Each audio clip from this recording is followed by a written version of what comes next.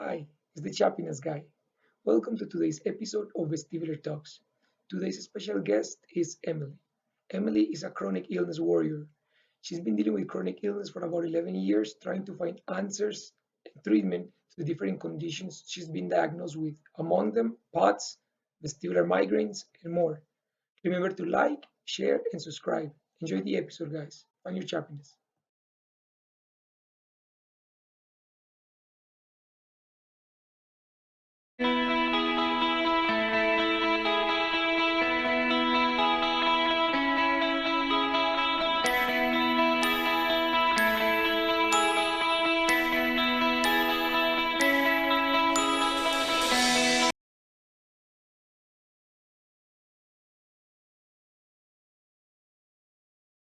All right, Emily, we're live.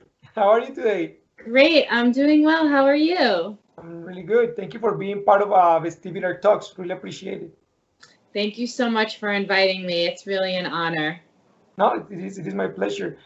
Emily, do you mind telling us a little bit about who you are and how your journey began? Yes, of course. So I am a mom of two children. I have a son who just turned 11 and a daughter who is 6 years old right now. And I live in New Jersey. And my journey began actually right away when I became pregnant about 12 years ago with my son. Pretty instantaneously, I started to get quite severe vestibular symptoms. Just dizziness. At first, I thought it was episodic, but it continued on postpartum to lightheadedness, kind of feeling like I'm falling down an elevator shaft or on a rocky boat. I know it's so weird, but I find it best to explain through those types of sensations. I wasn't getting quote unquote vertigo like a lot of people get immediately. It was more of a disequilibrium, a feeling of being outside of myself. And it was very debilitating, obviously, having a newborn and trying to care for my son and medical problems and trying to do that journey. And everything kind of continued on in terms of my vestibular issues. I saw a number of endocrinologists. They told me I had PCOS, postpartum depression.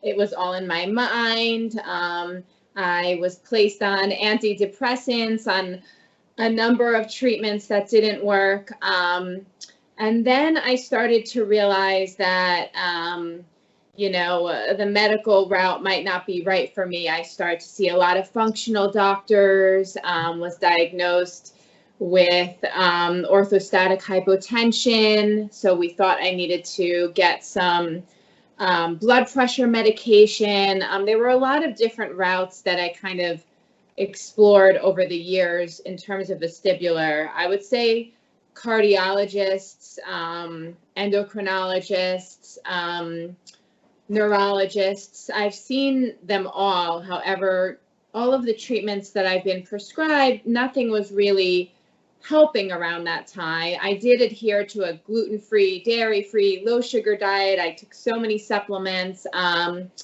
then around 2013, we decided we wanted to have another baby, and it was definitely a risk. They told me 50% I could get better in terms of my vestibular issues, and 50% it could get worse.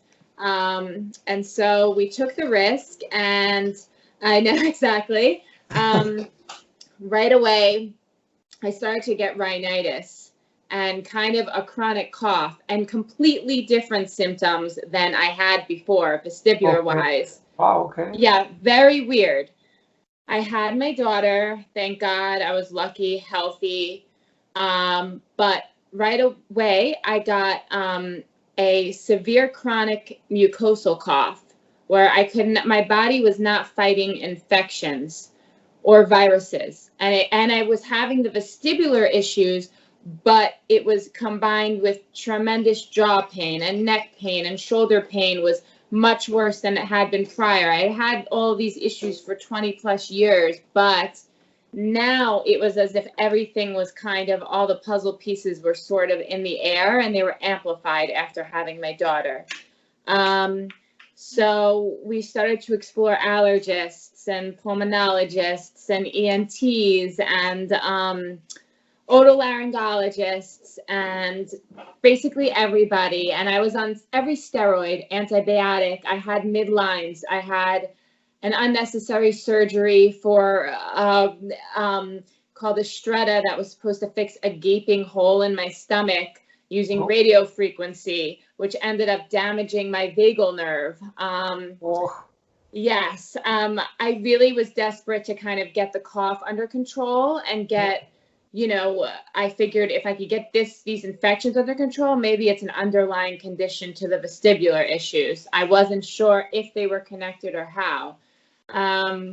But I kept going, I kept trying, but every time I would try a new medical procedure or a surgery or an extreme medication, what would happen is my body and my vestibular issues would become that much worse that I yeah, would then need to see my neurologist and get on another medication to deal with the side effects of that medication, yeah, if it yeah. makes sense. It does, it does. Before we continue on, you've said so many things that are so important because a lot of them I personally relate to, and a lot of other things that you mentioned, like starting to feel the symptoms post your pregnancy or during the pregnancy. Many women that I've talked to, they say that they were perfectly healthy and normal prior to having a baby. And for whatever reason, whether it is hormones or the stress in the body of being pregnant or for some sort of imbalance, something during the pregnancy or after the pregnancy trigger the vestibular symptoms. So it's so interesting to know that you also experience that kind of pattern, which again leads me to believe that maybe we experience these things because there might be a hormonal component in it, maybe. Yeah. And also what you said about the mucus cough. I don't have a cough right now, but I started experiencing mucus going through the back of my throat, uh, Mm, continually flowing and flowing. So I went to the doctor and I said, this is enhancing my vestibular symptoms. I don't know what it yeah. is. And he said, oh, I think it's an allergy. So when you just said that you went through all these different avenues and experienced these same things, I'm like, it's so crazy how we live so many miles apart. You're a female, I'm a male, and yet somehow some of these symptoms are so similar in our journeys. So it's so unbelievable. And again, what you're saying, that whatever medication they gave you enhance the symptoms or make them worse, or make your body feel not quite right, because as it is, we're very sensitive, and when they give us these Yes. medications, our bodies kind of like what do I do with all of this? I'm trying to deal with symptoms, and now you're throwing all these kind of like chemicals on me. So it's you said so many amazing points. Please continue. Oh, thank you. I felt as if I'm kind of talking too much. No, And, no, please. and I think that it's an interesting point that you make because with your issue with your cough, a lot of times if it or originates in the nasal cavity, it can be associated with a postnasal drip. Um, and a lot of ENTs, they'll quickly put you on steroids, inhalers, and all of that stuff, and treat kind of each patient in the same way. And I look at it as how could one medication work for every person when we all have a different, biological makeup per Yes. se. So throughout my journey, I found that my vestibular issues were so much worsened by the medical field, and I've been burned too many times that while I meet new neurologists and I'm still open to seeing neurologists, I'm almost, as sad as it says, as sad as I can kind of express it, very jaded by the entire field of medicine and doctors. I've even gone so far as my general practitioner is an integrative specialist. So he really does both holistic and integrative. Not that holistic has worked for me either, but what I found with holistic is that it hasn't hurt me in the Yes. same way. And that's a really big component for me, because there was a point when I have a bacteria in my body. It's called Pseudomonas, Okay. and it's something that I should have passed away from. There's been experts in New York, Manhattan, that I've seen, the top chronic illness doctors, and trust me, I don't care about anyone's background at this point. I mean, you could be lying on the street, not have a degree, nothing. If you're willing to take the time to listen and support me, I'm open. Yeah. So, but these doctors were interesting because they were pioneering chronic fatigue syndrome, all vestibular disorders, things that were really interesting and new and quote unquote invisible illnesses. And so when I went to them, they were perplexed as to how I was still alive with this bacteria in my body, because Hmm. it's commonly associated with HIV and cystic fibrosis patients. Wow. Okay. Exactly. And so their first reaction was to put me on a midline and get infusions of very heavy antibiotics. And I was on it for about 20 days. And if I can tell you that experience, I mean, I'm a pretty like alert, awake person, even with vestibular issues. I mean, the second I would start to get an infusion, my eyes were rolling in the back of my head. I knew something was very wrong. Yeah. And I went back to the doctor after 20 days. I couldn't do it anymore. And they said, whoops, turns out you shouldn't have gotten that. You probably have an immunological issue Wow. in addition to your vestibular issues. And at that point, actually, my body has these, and I don't know if you've ever experienced, but kind of like shaking uncontrollably, a reaction where I'm just shaking, my jaw is chattering. I didn't even know what was going on. Uh-huh. And basically, the doctors, and each one after the next, it's a very big commonality in them. They'll find something, they'll say, this is the cure or the answer. It's extreme, just do it. They'll show me why I should do it. I'll do it. I'll end up much more hurt. And they'll basically be scared of a lawsuit. So they'll dismiss me and they'll say, go here, go there, go here. And I'll follow along that path. And I have for 11 plus and a half years. But at this point, I'm exhausted. And, the physical, if I'm being completely candid, and I think it will help people because I think this is a normal reaction, does bleed into the mental. And after a while, you start to feel as if you're crazy.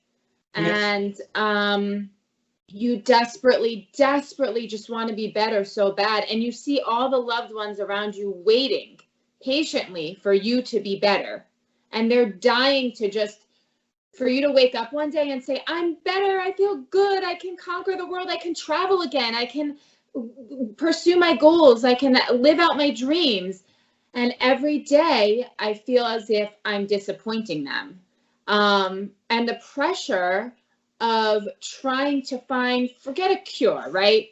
Forget a solution, okay? Just like an arena where I can plateau and get to a point where I can be functional. That would be for even just my kids to see that.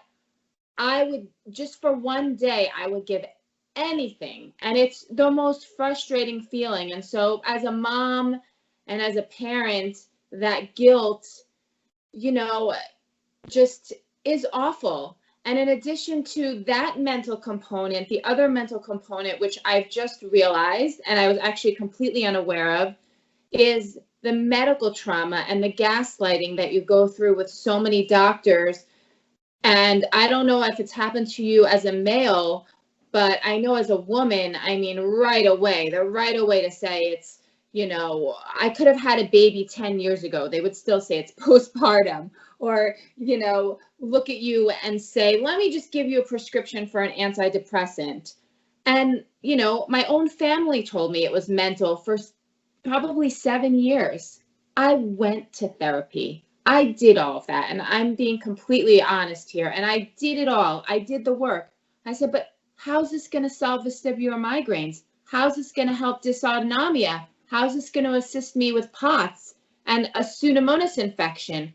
And I said, how will I get healthy from talking about issues from my past? That, yes, were they traumatic? Of course. Yes, but they're not these health issues. And the therapist would always say, well, I can't help you with that. You have to go see a neurologist. You have to go here. You have to go there. And I was, you know, I think that the stigma behind people who live with these chronic invisible illnesses is not, hope you get better real soon. Are you better yet? Have you tried this? It's just feel some level of support, to just have someone be in your corner, and not challenge or question you. They don't have to understand what you're going through, right? They just have to kind of look at you as a human and know that every day, for me, I'm just struggling to survive. I'm not living. I want to live. I want to stop just surviving. I want to stop monitoring every breath. Every time I get up, I'm nervous. I'm falling. I'm blacking out. I don't want to have those things. I don't want to fall. The other day, I fell into a huge, into my shower, into a glass panel, and hit my head so hard. And, my daughter is right there, and she's 6 years old. I don't want to live like that anymore. And I will do anything to, figure this out and find answers. Emily, so many things, so many things. First of all, I'm sorry that the doctors kind of like dismiss you and pass you around like, oh, well, I couldn't help you, go see the next one.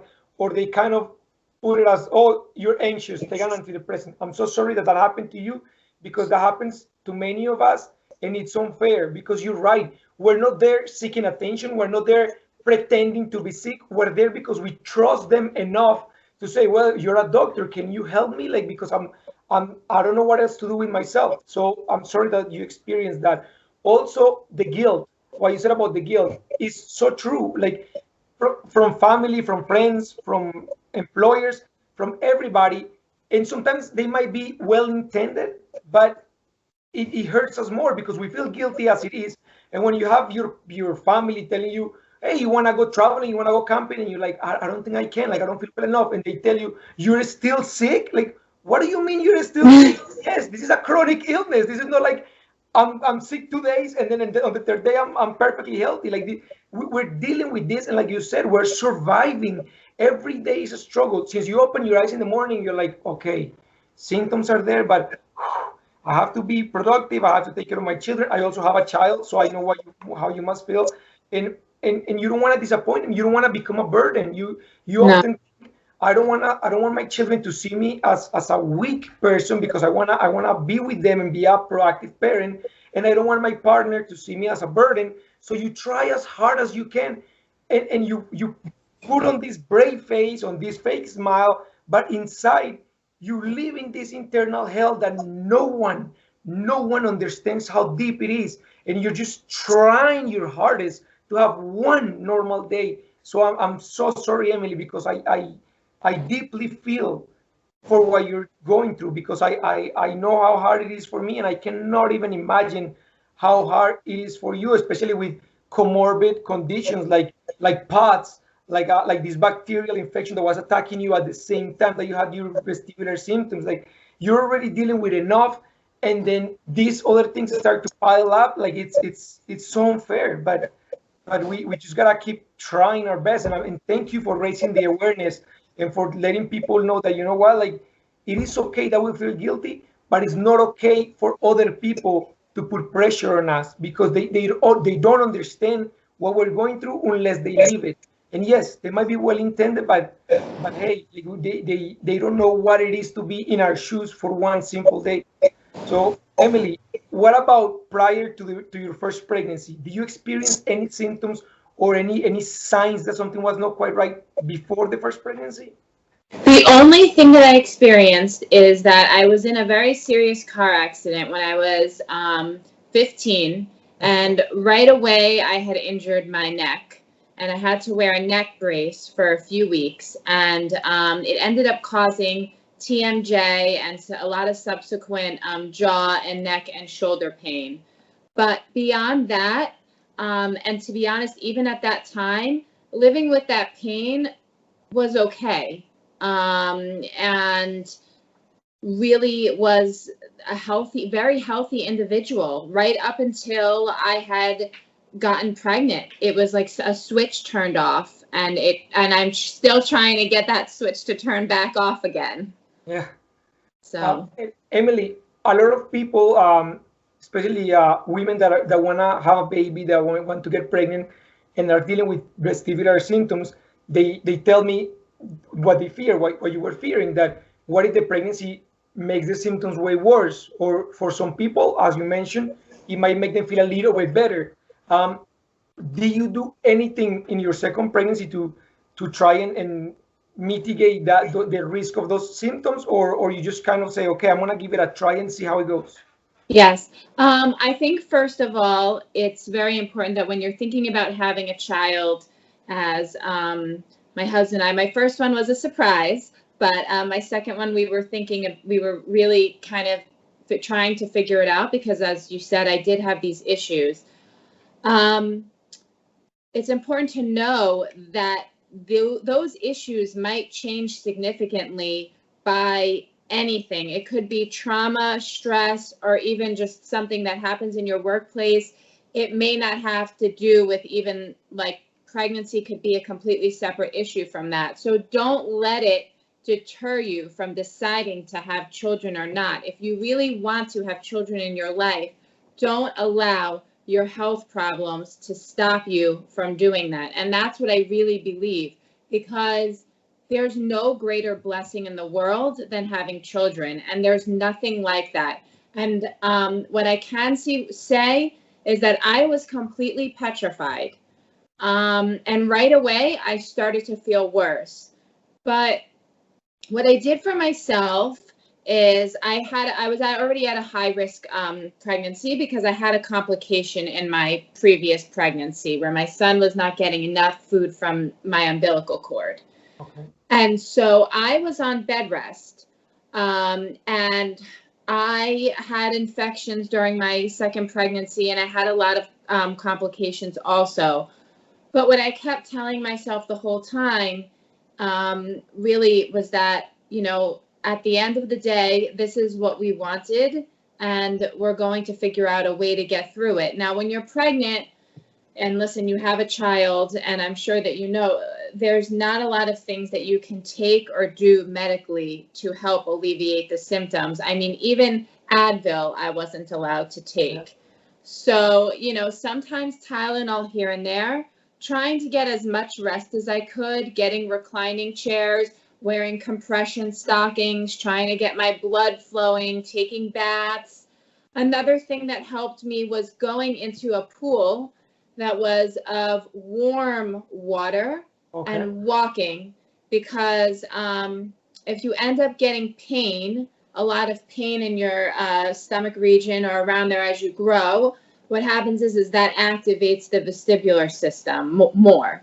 So I would go into the pool and I would walk in the pool for at least an hour or 2 hours a day. Okay, and wow. I would not feel any pain during that time.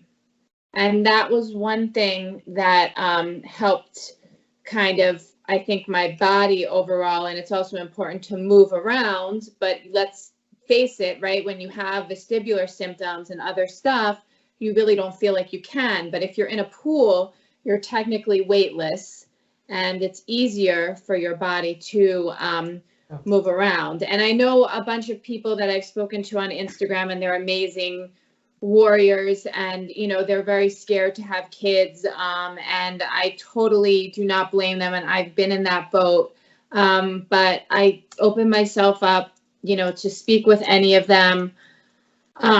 It's a really hard decision, and it's a very personal one. For me, it got much worse afterwards, but I'm trying to build myself back up again. And I'm a big believer that if it's meant to be, it's meant to be. And thank God I have my daughter, and I wouldn't trade anything for that in the world, even if she has to see me in as the form and the being that I am now. Um, Sometimes, even as women and men, you look back and you say, how did I do that? Well, you did. You survived, and you survived more days than you didn't, right? You're still here. And so I have to tell myself a lot of days that, and I just wouldn't want women specifically to miss out on their dream of being a mother if that's something that they want. And there are also other options, such as adoption and surrogacy and things like that, if they do not feel comfortable carrying the baby, which I completely support and think is amazing. So if you do want to be a mother, to all of the future moms out there, don't let your vestibular symptoms stop you. You can figure out a way to do it. And like, I'm always here to support whatever it is in terms of that. Awesome. Thank you, Emily. Now, as you know, the vestibular symptoms often change, like Yeah. they evolve, I like to say. So at sometimes you feel like you're being pulled to one side or to both sides. Other times you feel this equilibrium, like you're off balance, like you're off kilter. For me also, sometimes things the whole world looks tilted, like it's Yeah. tilted to the right, or at times I feel like I'm walking on a marshmallow, like the ground is not solid anymore. So Mm-hmm. like the experience changes as the months go by and even the years go by. How is it for you from when you first started to how you're feeling now? Has much changed? Yes, definitely. They used to come, the vestibular symptoms, more in episodes where I would never feel quite right the entire day, but I wouldn't be excessively dizzy for the entire day. Now it's 24/7 dizziness. So it's changed. And actually, when you said the stepping on the marshmallow, that really rings true with me, because every time I step on a solid floor, it feels like my foot is going through the floor.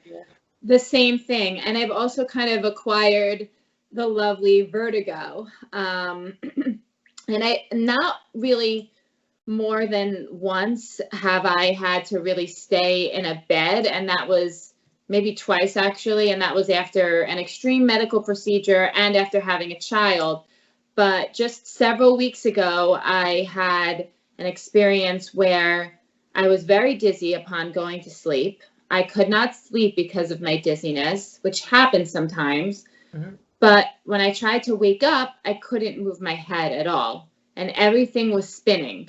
Uh, And it took several hours for me to be able to get out of bed and relearn how to move my feet. I became completely debilitated, which really came out of almost nowhere. So that was quite scary for me. And yeah. since then, I haven't been able to really drive, which I shouldn't have been doing anyways before, but I've stopped driving. I've had to depend much more on my husband, and which puts more pressure on him, obviously. But in terms of the dizziness, it's almost felt as if it's reached a new height now. And I'm scared almost every night when I go into bed that those sensations and that extreme vertigo is going to happen again. It forced me to tell my story because I hadn't been living a true life, and I had been faking it for 11 years, and I had just been smiling through it and saying I'm fine and blah blah blah, and nobody really knew the depths of my story. But when I was that debilitated that morning, I could not get out of bed, I could not get my kids ready to do their school and do my daughter's hair. I couldn't move. I had to have my husband bring me a garbage bag to literally pee in my bed because I couldn't get the 2 feet even crawling into the bathroom. I thought to myself, well, this is the last straw. I'm going to expose everything about myself to the world, and I'm going to pray to God that there are other people out there like me, and that maybe if we work together, we can try to find answers for not just me, but everyone out there who is suffering in silence.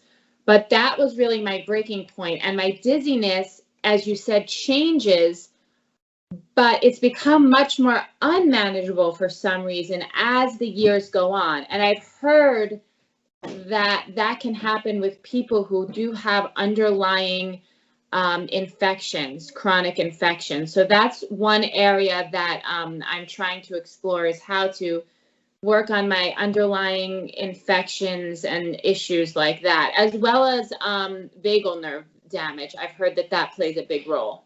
Yes, you're right. Your vagus nerve it controls so many different aspects of our bodies, and it also is involved with the vestibular nerve. So Yes. it's very well, it's very close to the interaction between the two. So you're right. If you have an underlying issue with your vagus nerve, is going to affect, or it could affect your vestibular nerve as well.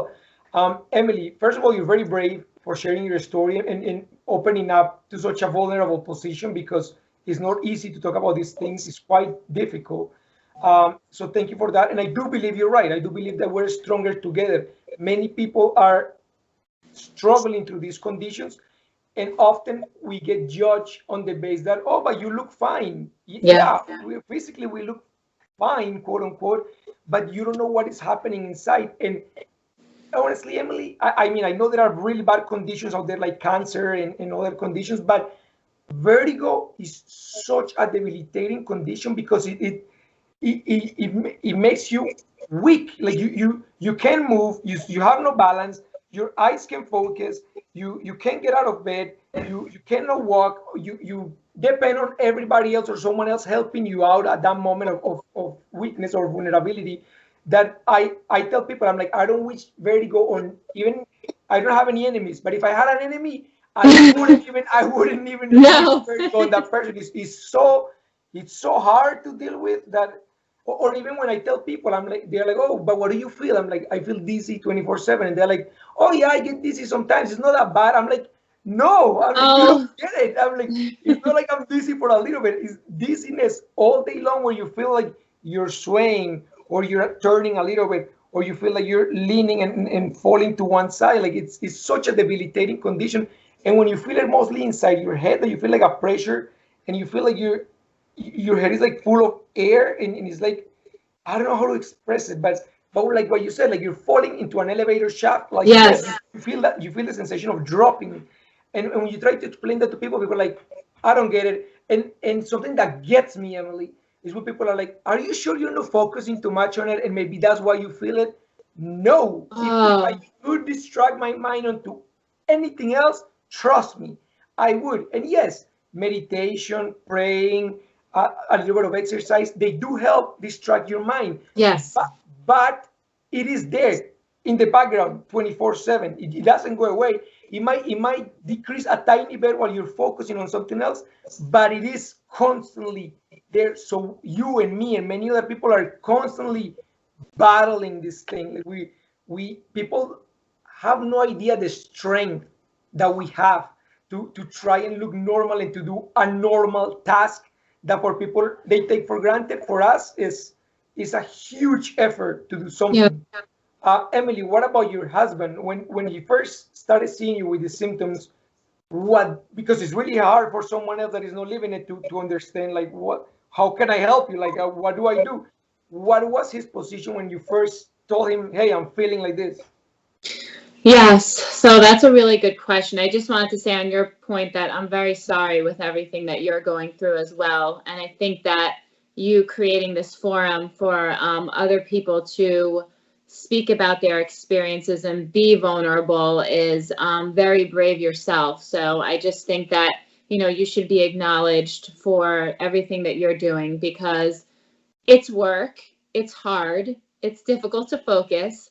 So I commend you on that, because I don't even know that I have the cognitive functionality at this point to quite do what you're doing. And I think it's amazing. So I hope that you continue to do this. Thanks. Yes. Um, of course. My husband, when it first happened, I think, and I don't know if this was similar with you, everybody's kind of in a panic and they want to help, and they just start researching and looking up stuff, and you really do, you feel very kind of supported and loved.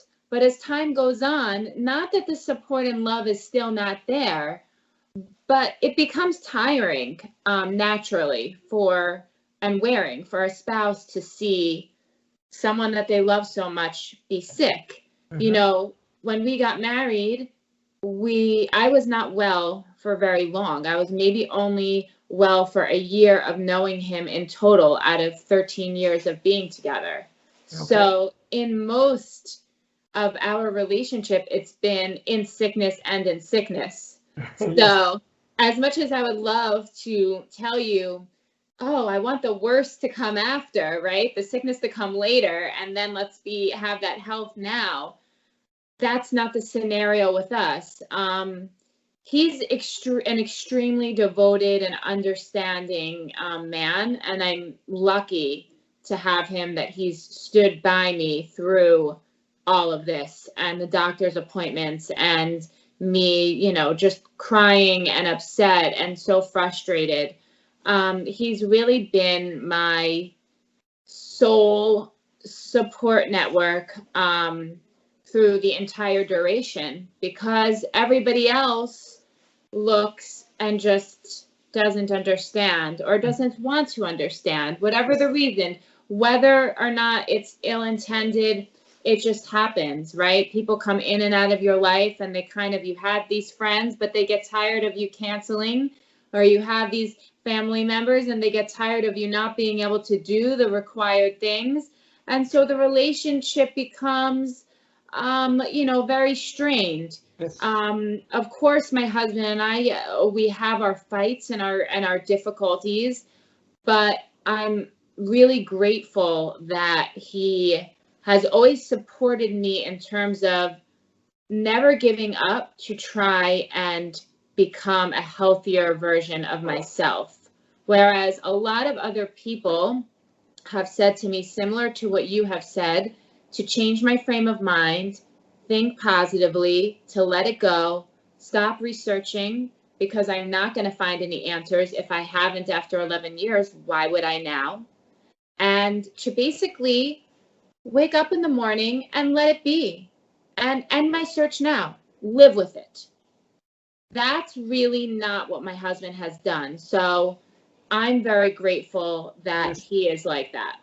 Yeah, no, definitely. Kudos to him for being so supportive and understanding because I'm sure you, as myself, like when this first happened to me, I also looked at my wife and I said, I'm sorry. I said, you didn't sign Yeah. up for this. I'm like, I don't want to be a burden to you for the rest of your life. I don't know if I'll ever be well again. I'm so sorry. And she hugged me and she said, don't worry. She's like, I'm in it for the long haul. So we got this. We'll do it together. She said, I don't know how to put myself in your shoes. I don't know how to understand your symptoms, but anything you need from me, I'm here for you. And that meant the world to me, Emily, because you feel so alone when this is happening. You Yes. don't know if anybody else in the world is experiencing this or if it's just you. And like you said earlier during the interview when we started, you said you feel like you're going crazy. All these Mm-hmm. things are in your mind. You're like, is it me? Is it like is it in my head? Like, but then you start to realize, no, like this is real, very real, very unfortunate that it happened to us, but it is a very, very real condition. So you're right. Yes. Emily, where can people find you if they like to talk to you or to get advice from you or to learn more about your journey? They can follow me on Instagram or DM me. Emily, just look up Emily Natani, and I'm on there, and I'm very open. So, I would love to connect and speak with more people. Okay, awesome. Emily, when you said earlier that you now are kind of like sick and tired of the medical just pushing medications on you and chemicals and things like that, and you're looking for a more holistic approach, and I know a lot of people say they ask me, they're like, "Oh, have you tried the medical medium? Have you tried the celery juice and all those things?" And I said, "Yes, I do them. I personally, Yeah. I do the celery juice, I do the healthy eating and things like that." Are the symptoms still there? Yes, they are. So I don't think there is one quick answer for people to say, "Oh yeah, try the celery juice and you'll be perfectly 100% the next day." No, but I really like how you said it. You said maybe those approaches haven't helped me but they haven't hurt me Exactly. like other medical approaches. So I really like that line. I really like when you said that, because many people want to try the natural approach, and great if they can do it, amazing. Yeah. But don't put all your hope in it. But take it more as a okay, I'm gonna try it, and this is gonna supplement my body, giving the right nutrients, the right foods, the right exercises to Hmm. potentially maybe feel a little bit better. But it won't have any or as many side effects as other things will do. So thank you for saying that. What does the future hold for Emily? Well, I have officially kind of started new and fresh on my health journey, and I am searching for a new neurologist.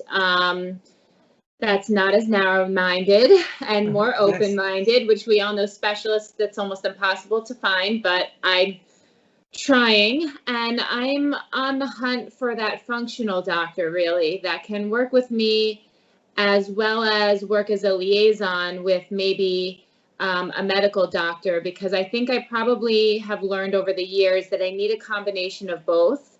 Mm-hmm. But I can't rely on one as being the sole solution. Right now, I'm doing oxygen therapy and cold laser and some vagal nerve stimulation with my functional doctor. But I may need to look into more options in terms of figuring out how to solve my infections. And although I've been told I don't have an immunodeficiency, I'm kind of on the cusp. I would love to try and find someone who can provide more guidance with me on raising, my immune system in a way where I'm not getting gamma through my stomach Mm-hmm. with a immunologist, because I was advised against that. So I'm starting really from square one again. It's quite humbling, and I do feel like a bit of a failure if I'm being honest, but I'm trying to have a positive approach. I make medical documents and notes of research, like several pages, to try to keep track of everything. And then I separate it based on each doctor. So I become quite obsessive, and it does become a little bit of an OCD problem, if I'm being honest. So the future for me is a lot of research and not giving into what doctors have told me, that I will never see any help in my lifetime, that I will have to wait another 100 years. I'm not giving into that, and I don't think that anyone else out there should. It is complete BS. And, you know, try to take a handle of it as best as you can on your own and connect with others. That's the way that I'm choosing to do it right now. I was never a part of Instagram before. My son told me for 2 years now, Mommy, you must join Instagram because there might be other people out there that are like you. And I said, no, I don't know how to do it. I'm technologically challenged. And he said, please just try. And when I joined right away, I started connecting with other people, and the Nice. parallels started to form. And has it gotten me an answer in 2 or 3 months? No. But for 11 years of being sick, just being able to be connected with someone like you, to me, is a positive in moving in the right direction. Agree. So I think the future is really people like you and other people who are willing to be advocates and get other stories out there, because you never know who's watching and listening and who can help you. And to have that open mind is so important. Yes. No, I completely agree. You said it very well. Emily, as you know, this channel is called Find Your Chappiness, so it means find your happiness. How does Emily find her chappiness? Oh, so it's always with my children. No matter what, they are the best, most amazing distraction. Whether we're just watching TV or being silly and laughing together. The other night, my son and I were just in bed and chatting and talking about, school and life, and those are the best moments. And those I'm so grateful for. So any time really spent with them, and just getting lost in their world and looking at things through their eyes puts everything into perspective for me. Yeah. And just personally, also, one thing that I want to try and do that I encourage others to, I'm starting to realize the benefit of, is to find something that helps kind of your mind be distracted, in terms of, I've heard like art works really well for people who have vestibular issues. I'm a horrific artist and I have no idea where I would even start.